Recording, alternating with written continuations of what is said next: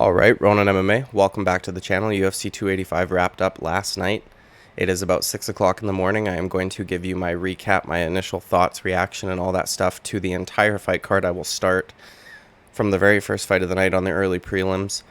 We will get to the main event eventually. I will try to go over the earlier fights as quickly as I can. I took just a few basic notes, and there's not much that I want to cover anyways, but we'll start there. Before we do, please like and subscribe. I would greatly appreciate it. I will thank you in advance for your subscription. Thank you so much. So, it was crazy nights of fights. Really, really good. I enjoyed the entire card, top to bottom. I went 10 of 14 picks correct, so not too bad, but not as good as I would have hoped. And in fairness, one of those was a huge upset that I don't think anybody saw coming. So I'm gonna give myself a pass on that one. So we're gonna start with the first fight of the night, as I said, with Rabzabov and Ribovics. Wow, crazy fight, insane. That was nuts.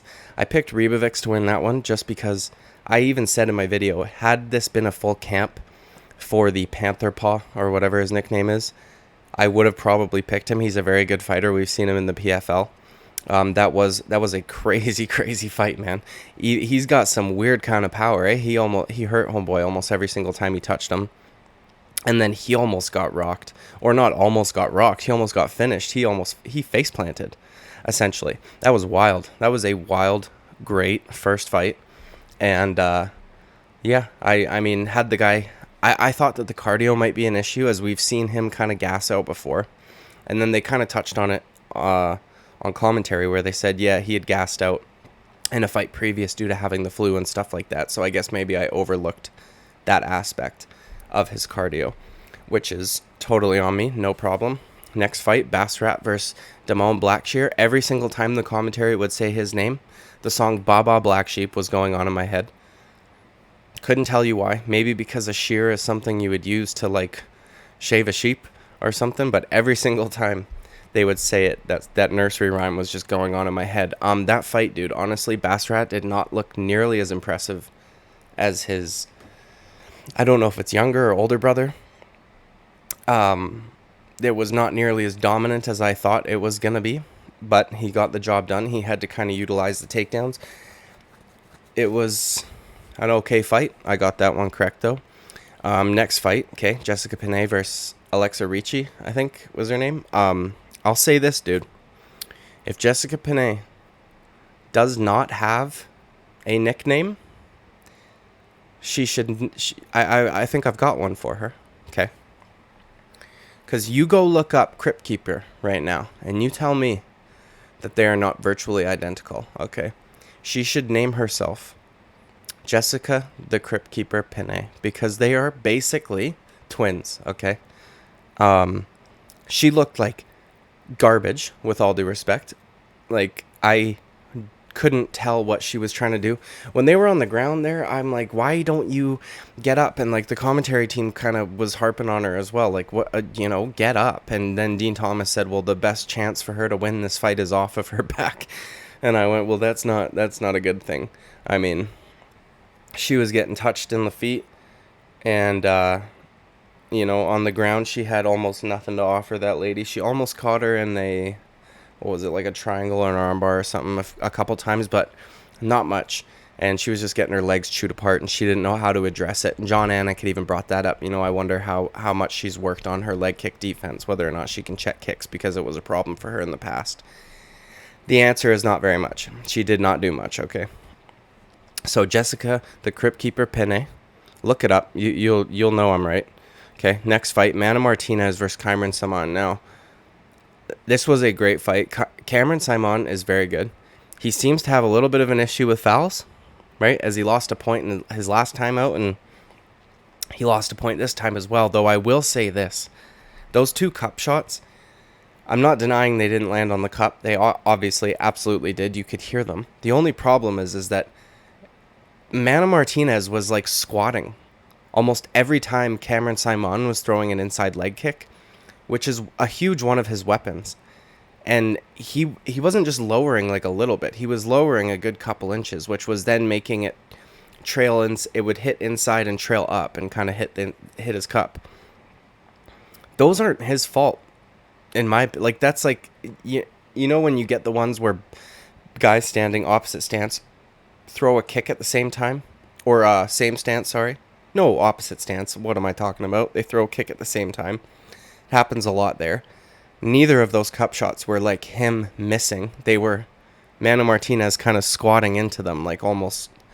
I'm not saying he wanted to get hit in the cup, but I mean, for a guy that missed weight and maybe wanted a break or something, that could have been it. But I'm glad that the only one judge had it a draw, because I didn't see a round where Mano Martinez won, and I was hoping that that was not going to be the case, because it was pretty clear who the better fighter was in there. And also, Mano Martinez missed weight. So, get wrecked. Next fight, man, Ian Garry. Holy shit, dude. I was taking notes during the fight just quickly on my phone. And, like, one thing I had written down was people need to stop this. Whenever we have a fighter coming up who's from the EU, like Ireland or whatever, the UK, right? Like Paddy, guys like that are famous and have a good following. People need to stop comparing them to Conor McGregor, because it's not fair, is what I was writing, because we watched him get dropped and goddamn nearly finished by Song Kenan, I think is his name. And I'm like, yeah, dude, like, I get it. They've got the same accent or similar accents. They're from roughly the same part in the world. Like, okay, I get it, but we got to stop comparing these guys, because Conor McGregor is Conor McGregor, and these guys are simply not on that level. Now, Ian Garry did then go out and fuck that guy up and finish him in the third round beautifully. That was incredible. I mean, it just was. The fact that it was not necessarily it was a close fight, man, because that round that he got dropped and nearly finished, he lost that round. He may have won the next round, but he needed the third round. So did his opponent, and he just went, nah, we'll leave the judges out of it. I'm going to go get a finish. He started feeling himself, and he just went off on that guy. And then I thought, damn, maybe I shouldn't have put that note down there about not comparing these guys to Conor. And then I thought about it, and I was like, no, because Song Kenan, with all due respect, is not some top of the food chain welterweight. And it's humbling and like eye-opening to see these guys like Paddy Pimblett or Ian Garry get seriously challenged at a level that you're not necessarily expecting. Whereas Conor McGregor didn't really have a tough fight until like Chad Mendes. You know what I mean? When he was fighting for the interim title. So it's just not... They're just not comparable. But I get why people do it. It was a nice finish. One thing I will say about Ian Garry is, get tattoos that aren't quotes. Okay? Now, if any of you guys have quote tattoos, that's fine. I'm not trying to make fun of you. But the guy, if you were to tally up all of the quotes... Whoops, I kicked my desk. If you were to tally up all the quotes he has on his body, he's got like at least an essay. Like, pick something else, guy. He's got like a whole paragraph here, and he's got a couple lines there. He's got a line here. He's just, to me, those are like kind of corny. Like one maybe, okay. If you're a girl, fine, but don't be just getting like essays on you. I mean, Jesus. And no offense to anybody that's got them, but it is what it is. Okay, next fight. I picked this one I got wrong, was Marquez versus Marc-Andre Barriault. Now, I said in my picks video that I'm having a hard time trusting my countrymen as of late. And Marc-Andre Barriault said, hold my goose, okay, and went out there and got a great finish. But Marquez looked very good in the first round, and I don't understand how it was that he managed to gas out. And it was very surprising to see a guy who's at middleweight, who doesn't have a ton of body fat on him, looks like he's in good shape, and was controlling most of that round, the first round. He was the one doing most of the pressuring. Now, maybe he's not used to being a technical fighter and then actually throwing things with technique and not just going crazy made him more tired than he thought he would get. Who knows? The finish I didn't have a problem with, okay, because Julian Marquez wasn't doing anything for like a minute and a half. and Marc-Andre Barrio was just consistently throwing shots.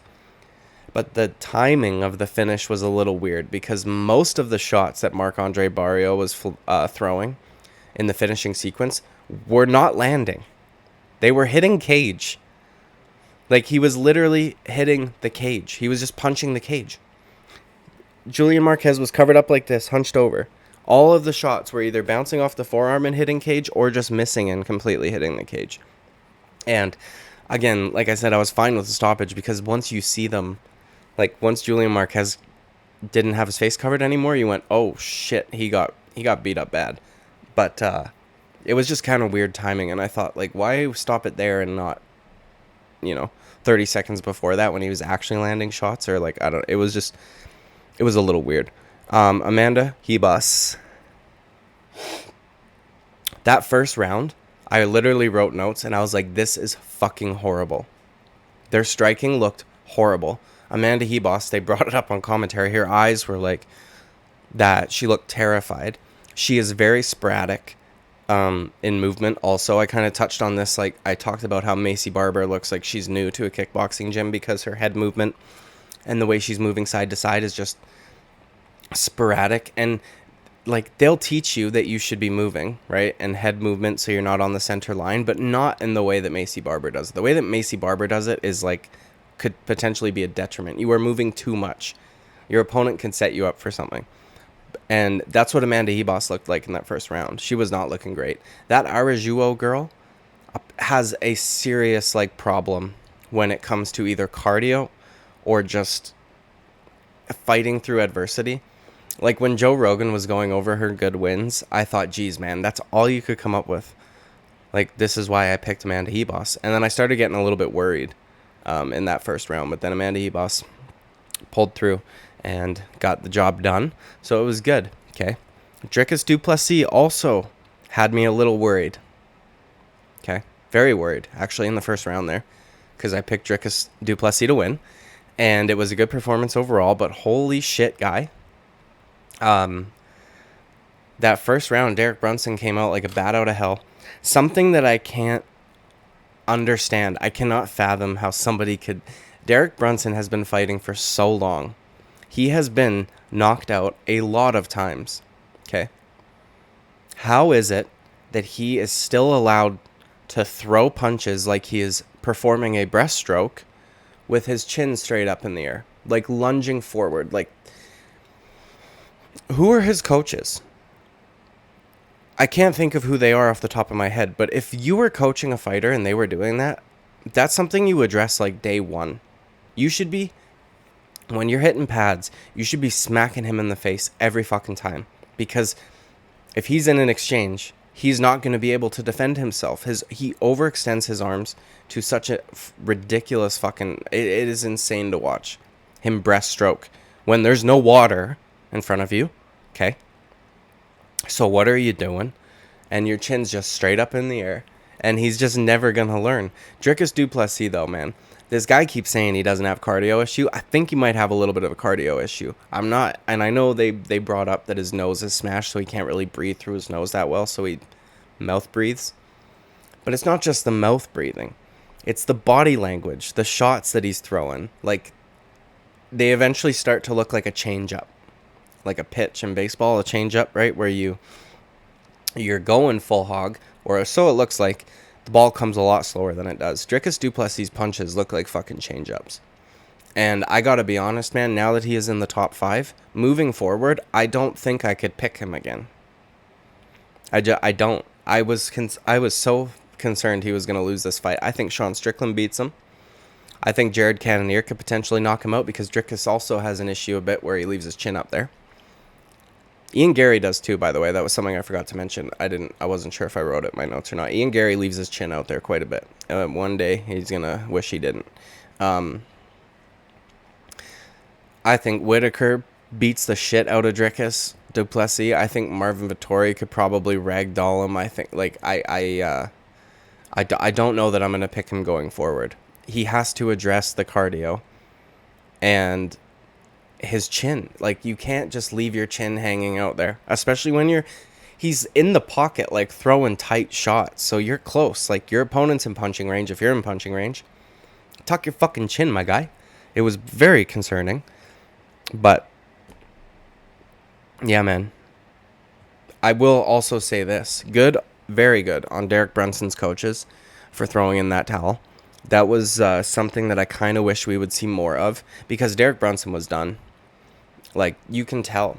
He gasses way too quickly, and it happens a lot, and you can tell, man. And when that happens, it's a matter of time. He's getting flatlined badly. And he did go out at the end of that round, right? Like, he could have been saved by the bell had his corner not cared about his health. But they threw in the towel, and it took Derek Brunson a good while to get up off the mat and onto the stool. Oops. And when he did, he looked wobbly. Like, he almost fell back off the stool. His coach was right behind him, put his hand there. But Jesus, man. Okay. Now, I don't know if anybody else noticed this, but right before the Cody Garbrandt fight was about to start, I could see fucking the orc himself, Marvin Vettori, in the background yelling at somebody.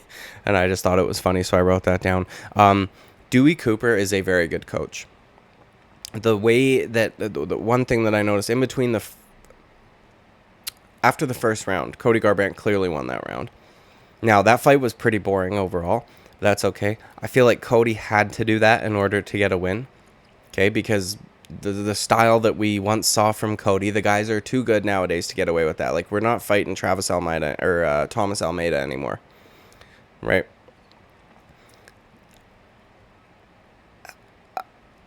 Honestly, his opponent, though, Trevin Jones, that was kind of like a William Knight-esque performance, especially in that third round. I know he almost got him there at the very end, but I was like, bro, what you gotta do? Go do something, my guy.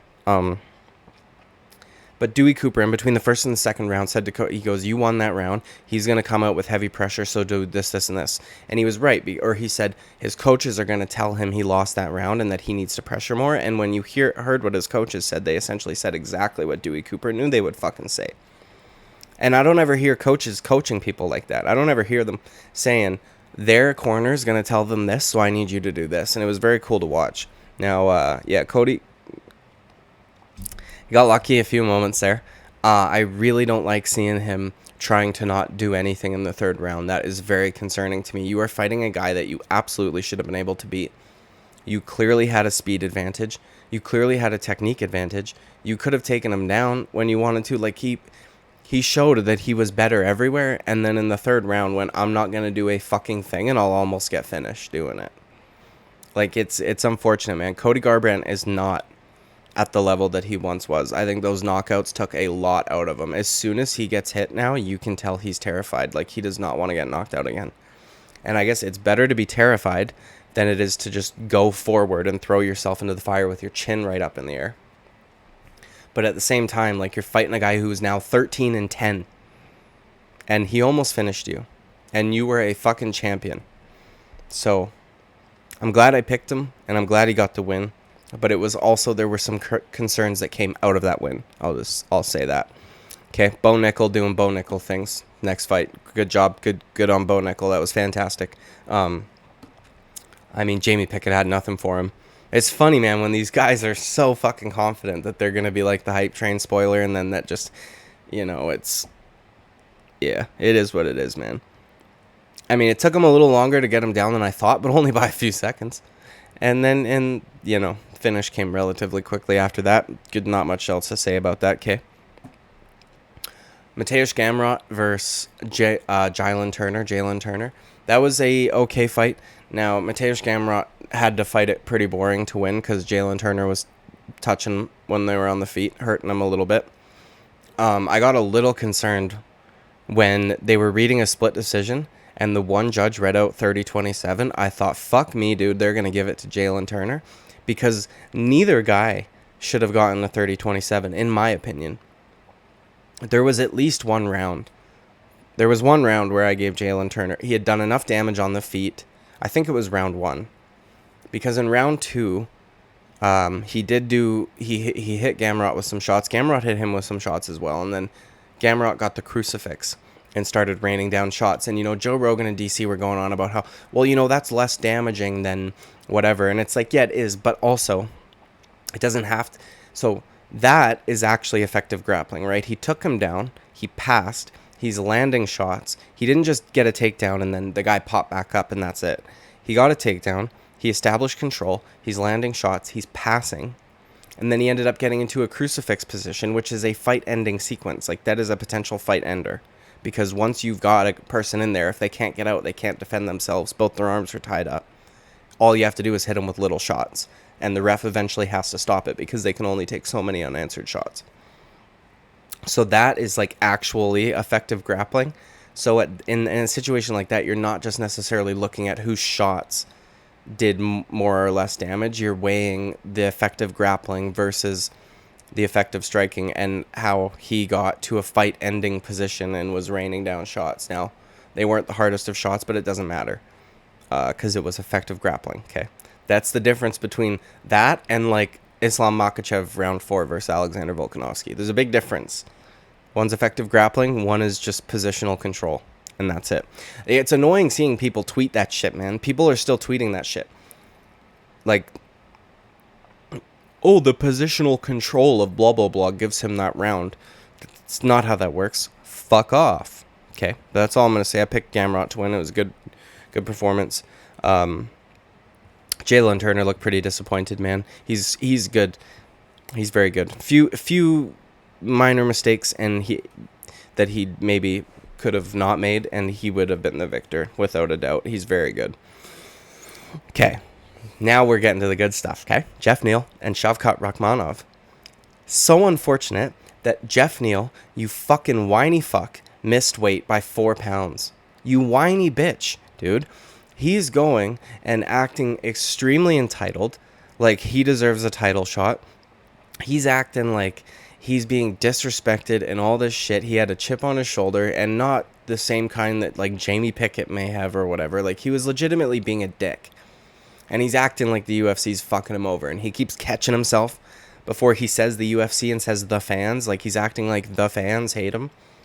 And then you come in and you weigh 175 pounds. Okay. Like, that's bad, man. That's bad. That's a lot of weight. 4 pounds is a big miss. It's a big miss, and because of that, they can't get fight of the night. Because when you miss weight, you are not eligible for a bonus. So I hope that they gave Shavkat a performance bonus, at least, instead of giving them fight of the night. And Shavkat also got 30% of Jeff Neal's purse. That fight, to me, was Shavkat Rakhmonov's Gilbert Burns, right, to Khamzat Chimaev. That was like his first big test. Now, Shavkat, Herb Dean, holy shit, dude, Herb Dean. Joe Rogan needs to, I swear to God, Joe Rogan is stuck in like 2005, okay, when it comes to MMA. He says things that leads me to believe he does not know the scoring criteria. Then he'll say things like Herb Dean is the best referee. No, he's not. Maybe, perhaps, once upon a time he was. Herb Dean is fucking awful at reffing. His stoppages are either way late or too early. Okay. He is inconsistent when it comes to warning them about, like, grappling situations. He's inconsistent with almost everything. He didn't notice for 2 minutes that Shavkat Rakhmonov's mouthpiece flew out of his fucking mouth, and he was getting hit in the face with no mouthpiece the whole time. And Joe and Megan O'Leary and John Anik were all trying to yell at him. I don't know if you could see this, but when Shavkat and Jeff Neal were engaged up along the fence, right damn near beside where Joe Rogan, John Anik, and DC all sit. Megan O'Leary's beside them on the other side. They're all like yelling, waving their pens. Hey, Herb, his mouthpiece. Herb's like, huh? Okay. Yeah, okay. And then backs up like this, like he's still watching the fight. And then still didn't realize Joe was literally like, I'm going to yell at him. But prior to that, Joe was going on about how he's the best fucking ref that we have. No, he's not. He's not. Just because he lets guys work in the clinch a little longer than other referees does not make him the best referee, okay? He has made countless mistakes in the last few years. I didn't like the way that Dan Hardy handled that situation, and I honestly didn't think that stoppage that Dan Hardy freaked out about was the worst thing in the world. But I'm starting to see it, man. He's getting worse and worse with age. And it's funny that John Anik called him Herbert, because he's getting to the point where he doesn't deserve his name no more. I don't like calling him Herb. I'm going to call him Herbert, because that sounds like the kind of guy that would suck at refereeing. Fucking horrible, man. How do you not notice for that long that the guy's mouthpiece is not in his fucking mouth? He almost stepped on it. Like, what are we doing? Figure it out, Herb. Come on. But anyways, that was Shavkat's Gilbert Burns fight. That was a test. Jeff Neal hit him with some shit, my guy. He hurt him a couple times. Shavkat relies a lot on his chin, dude. He relies a lot on his chin, and he's got a fucking chin on him. That was incredible. That was an incredible fight. Jeff Neal's got a fucking chin on him too, man. I got something in my fucking eye. He hit Jeff Neal with a clean head kick. Jeff Neal managed to stay in there. He hit Jeff Neal with all sorts of shit, dude. That was a crazy, crazy, crazy fight. And what was even crazier was, I was thinking, oh my god, this is literally going to be like Shavkat's Gilbert Burns fight, where it's going to be like the first decision that he gets, right? Like, he's running through everybody, getting these crazy finishes. And then he finally gets a guy in Jeff Neal who gives him a fucking fight. They have a crazy fight, just like Gilbert Burns and Khamzat Chimaev. I thought it was going to go the distance. And then Rakhmonov goes, no, it won't, sir. I'm going to choke him standing up while I'm like beside him. I'm not even going to be totally on his back. I'm not going to have any hooks in. I'm not going to do shit. I'm just going to choke him. And he did that. And it was amazing. Shavkat Rakhmonov is fucking legit, dude. And so is Jeff Neal. And it's really shitty that he missed weight, man. Get that together. Come on. Don't be fucking missing weight by that much. That's insane. That's an insane amount. Okay. Next fight. I got this one wrong. I don't think anybody saw this coming. Alexa Grasso submits Valentina Shevchenko in, what was it, round 3? Dude. I'm going to say, I know this is going to sound like armchair quarterbacking, essentially. But that's not the case, because I was screaming this at the TV. Valentina Shevchenko, I don't know if it was arrogance in that she wanted to box with Alexa Grasso because Alexa Grasso thinks she's a better boxer than her, which she is, objectively. I don't understand, and I can't understand why Valentina Shevchenko isn't throwing kicks. I understand that Alexa Grasso made a very good adjustment by going to a southpaw position, because then Valentina's back leg body kick is not there. Valentina has switch kicks. She has tons of kicks. Also, she did not stay in southpaw exclusively. She was switching stances. Every single time she went to orthodox, Valentina should have been blasting that body, because she opened up how I thought that she would, which was with kicks immediately to keep the boxer at her kicking range. And the few body kicks that she did throw landed every time. She was doing exactly what I said, where she was going to angle it slightly upwards and tuck it in under the elbow. That's what she was doing. Her leg was going right under the elbow, hitting her there. She landed it multiple times and then just went, no, I don't want to do that anymore. What are you doing, lady? What are you doing? I don't understand. And then there was also a moment where Alexa Grasso, I think, who was ref in that fight, man? Was it Jason Herzog or who was it? Because Alexa Grasso landed a pretty good kick to Valentina's face on the ground, which is fucking illegal, okay, as Dana White would say. That's fucking illegal. You can't do that.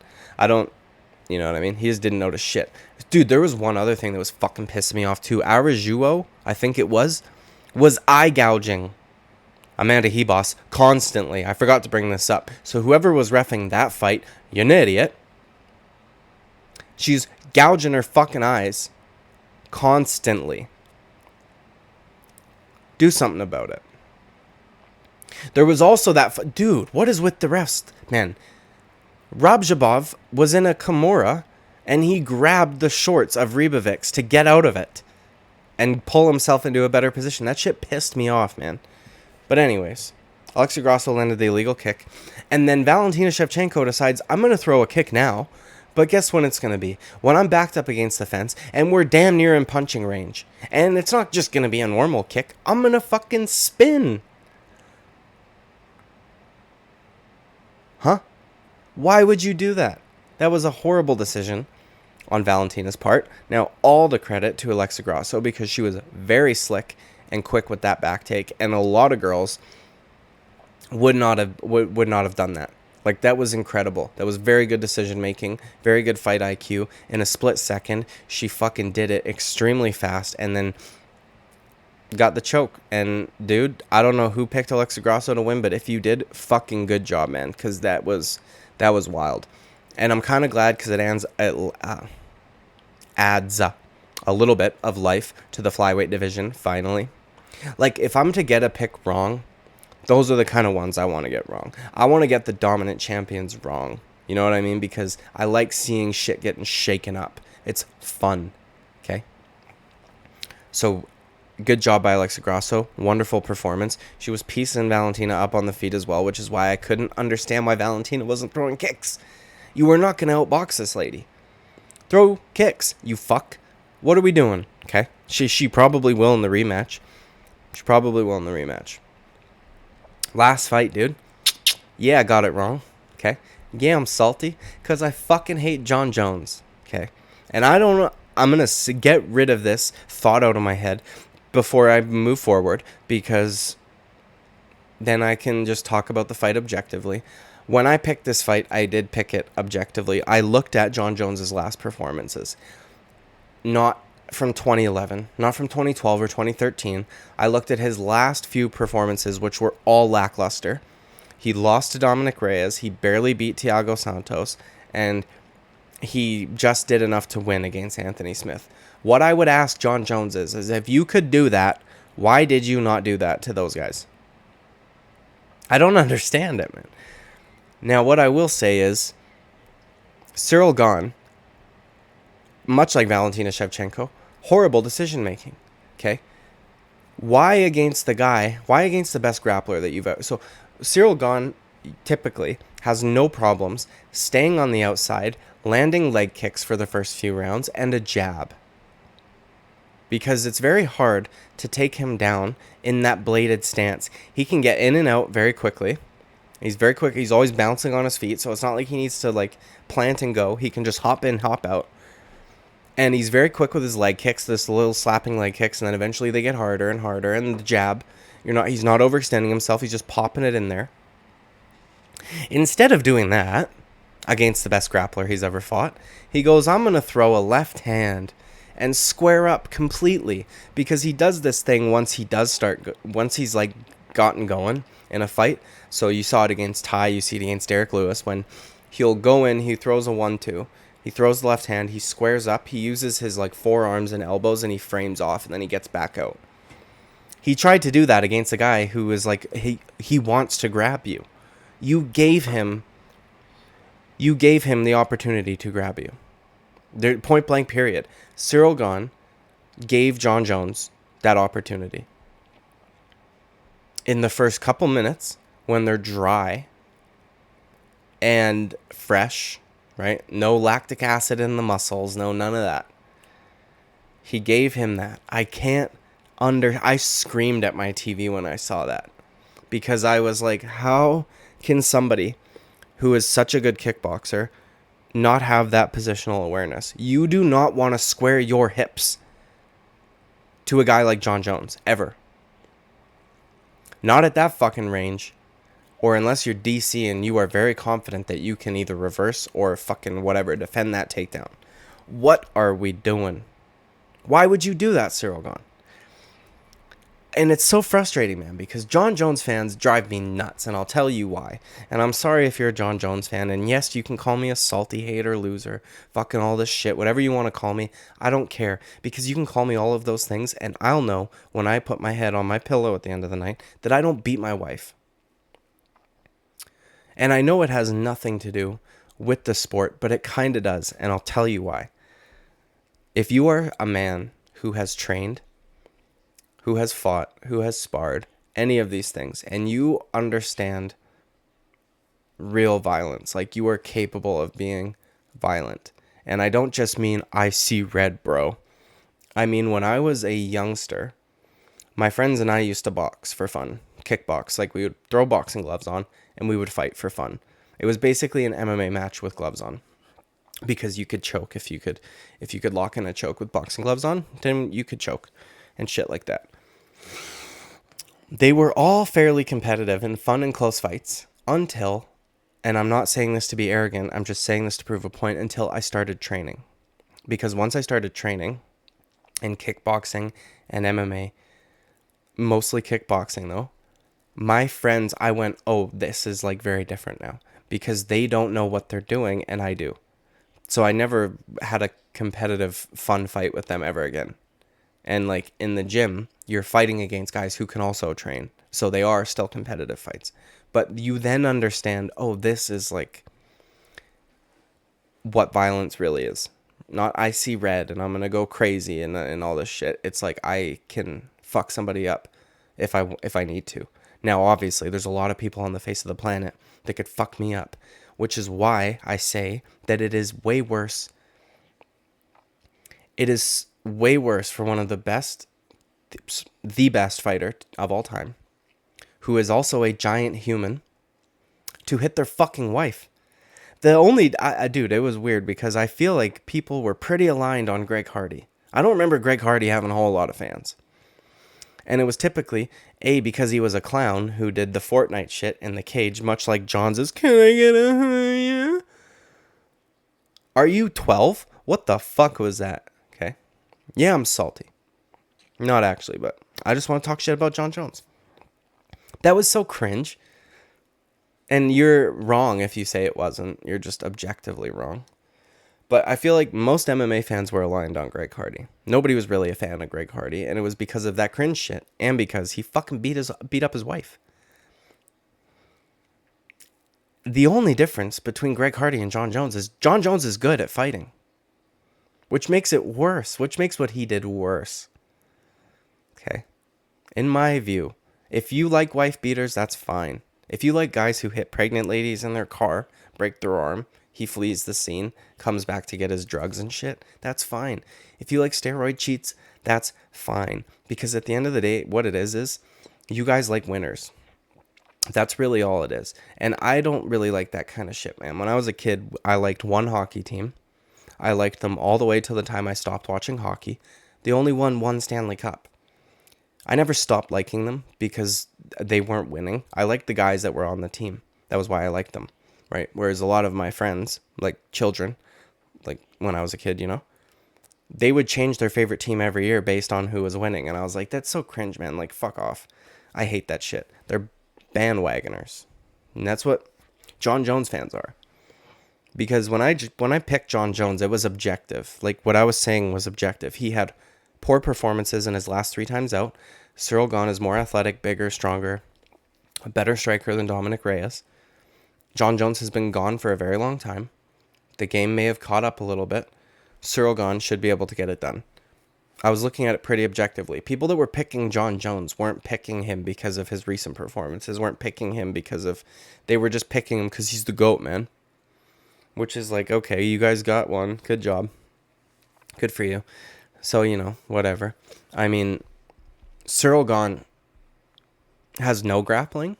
You know what it shows me, though, is that the level that Jon Jones is at, in terms, of grappling, is way above Francis Ngannou, because Francis Ngannou couldn't do a fucking thing to Cyril Gane on the ground. And Jon Jones just, threw him to the ground, stood over top of him, and choked him. And it was weird, man. The choke got locked in with, this part of your wrist. So he had his lock here.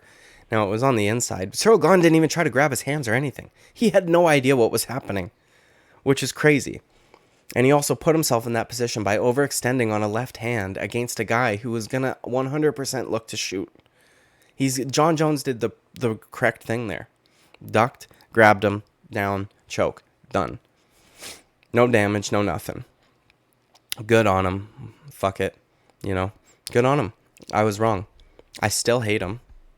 And that's fine. And y'all can talk shit all you want. because his fans are like they're on par with Dagestani fans. And I don't mean like if you like Jon Jones or wanted him to win. I'm talking about like his hardcore fans. They'll like seek out your videos to make fun of you because you got a pick wrong, and it's like, okay, bro, yeah, I got a pick wrong. Where's your video? And also, I just don't like wife beaters, and that wasn't why I picked against him. Again, like, I'm not saying that I picked against him because I hated him. I picked against him based on his recent performances, and I don't think that was like, I don't think it was a crazy pick of me to do that. I think next pay-per-view when I pick Leon Edwards to beat Kamaru Usman, that's a way crazier pick than Cyril Gane to beat the Jon Jones that we had seen before yesterday. And there's not much to say about the fight. I don't know. It was, yeah, Cyril Gane made a mistake, and Jon Jones took advantage of it and fucking showed how dominant he is on the ground, showed that Cyril Gane has zero grappling whatsoever, which is why I would be much more interested seeing Jon Jones fight a guy like Stipe now, because Stipe, like, Cormier took him down a few times, but he was also able to take Cormier down, and he also, knows how to address things like that. Like, he's not... That mistake that Cyril Gane made was a mistake from a guy. It looks like I don't know if his team has like a blind spot when preparing for grappling situations, because that is like one of the last weapons I would have thrown had I not wanted to get like tied up with a guy who is incredible at grappling. I would have not thrown any body kicks for the first few rounds, and I certainly would not have overextended a left hand, squared my hips completely to frame off so that he can grab a hold of me. Whatever. Good for Jon Jones. I still fucking hate him, though. You can tell me that I'm a hater, salty, all I want. I just don't like guys that beat their wives. It is what it is. Whatever, guy. Good for him. Great night of fights, as I said. I think the best part of this fight was being able to compare Jessica Penne to the Crypt Keeper. So if you didn't catch that part when I was talking about it, go look it up and you tell me that they're not fucking virtually identical, okay? So anyways, I will see you at the next video. This video is long enough as is. And yeah, I'll start doing shorts soon. Please like and subscribe. I would greatly appreciate it. I thank you so much in advance for your subscription because I'm Canadian, eh? So just do me a solid and subscribe. All right, see you later. Bye-bye.